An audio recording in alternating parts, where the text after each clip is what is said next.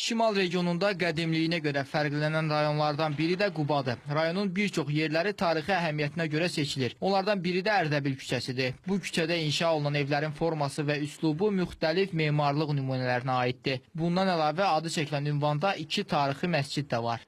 Şəhərin əsas məskunlaşdığı ərazi, onlardan biri Ərdəbil küçəsidir və şəhərdə fəaliyyət göstərən 4 məscidin 4-ü də əsasən həmin şəhərin mərkəzində salınmışdır. O cümlədən binaların əksəriyyəti qızıl kərpicdən tikilmiş.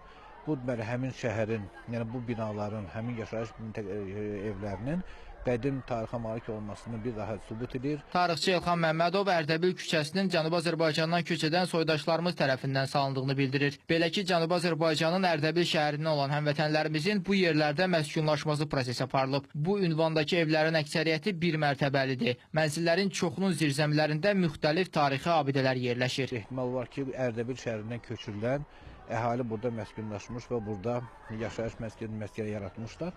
Ancaq Quba şəhərinin tarixini bu cür qiymətləndirəndə həmin şəhərin qədim tarixi üzə çıxmır. Quba şəhəri yerli türk tayfaları tərəfindən yaradılmış.